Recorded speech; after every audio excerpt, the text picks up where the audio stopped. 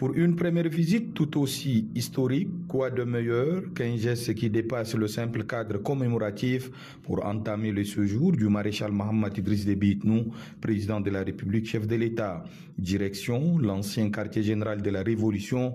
C'est dans cet endroit précis que le père de la Révolution burkinabé, Isidore Noël Thomas Sankara, a été tué en 1987. Depuis le 2 octobre 2016, le site est devenu le mémorial Isidore Noël Thomas Sankara, un lieu presque vénéré pour les Burkinabés qui sont à la fois émerveillés, honorés et remplis d'enthousiasme d'assister à une visite peu ordinaire. Dans cette lancée, je dirais, d'un autre ordre mondial, le président tchadien vient au Burkina. C'est la première fois que nous vivons cela. Et surtout qu'il va poser ses pieds au mémorial Thomas Sankara. C'est vraiment une fierté. En posant ses pieds dans ces hauts lieux de recueillement, maréchal Mohamed Idriss Déby Itnou devient le premier président en exercice à visiter le mémorial de l'héros d'une Afrique libre et digne. Le président de la République du Tchad marche aujourd'hui sur ses pas en imposant le respect à son pays. En rendant hommage à Sankara, le chef de l'État affirme son attachement aux idéaux du leader panafricaniste et montre qu'il s'inscrit dans la même dynamique de lutte pour la souveraineté africaine. Accueilli par le Premier ministre Rim Talba Jean-Emmanuel Ouedraogo, le chef de l'État reçoit la bénédiction d'un des compagnons du martyr Sankara, le colonel-major à la retraite, Traoré Daouda, qui n'a pas pu retenir son émotion. Mêlant fierté et reconnaissance, il s'est dit profondément touché, rendant hommage à ceux qui ont lutté pour l'émancipation collective du continent, dont le maréchal du Tchad, Idriss Déby Itnou. Le chef de l'État se recueille sur le site, une minute de silence, dépôt de gerbes de fleurs, puis une visite guidée au cours de laquelle il découvre la statue érigée en bronze massif, les panneaux informatifs et les différents compartiments de cet espace sous la conduite de Luc Damiba, secrétaire général du comité international du mémorial.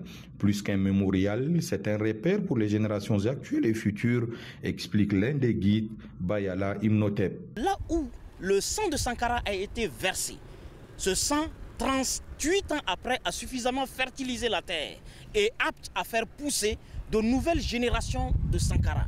Là où Sankara a été tué, là où il a été brutalement arrêté dans son élan d'émancipation du peuple africain, pour nous, c'est là où il faut le ressusciter. Le projet de construction des infrastructures du mémorial, qui est à sa première étape, est un projet exceptionnel à bien des égards. Il est confié à une compétence confirmée en la personne de Francis Kéré, premier africain à remporter le plus grand prix d'architecture. Le projet se trouve dans la première phase. Nous sommes en train de construire le mausolée, c'est-à-dire la demeure finale, la demeure éternelle du chef de l'État avec ses 12 compagnons. Les autres grandes parties du projet se composent d'abord par une grande tour, une tour de 87 mètres de hauteur qui signifie l'année où le président camarade est tombé. Et nous voulons inviter la jeunesse africaine à monter jusqu'au niveau 87 mètres et rêver le rêve du président Thomas Sankara et transporter ses idéaux dans tout le monde entier.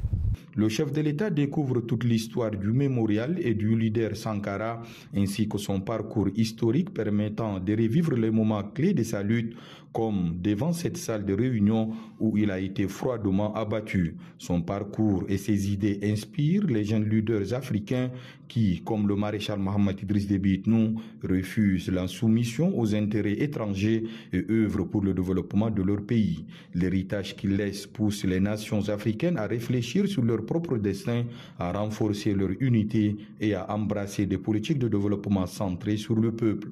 Le maréchal Mohamed Idriss Déby Itnou, après avoir découvert l'ensemble du projet, a laissé des mots fort poignants dans le livre d'or, des mots qui font écho de la pérennité des idées de Sankara et leur puissance dans les luttes actuelles pour la souveraineté africaine. En honorant la mémoire de Sankara, le président de la République, maréchal Mohamed Idriss Déby Itnou, incite les jeunes Africains à croire en leur propre capacité et à bâtir un avenir fondé sur l'audace, la dignité et la souveraineté. Comme Sankara en son temps, il a fait de l'audace une arme et de la souveraineté un combat, prouvant au monde entier qu'un État africain peut se tenir debout, libre et maître de ses choix et de son destin.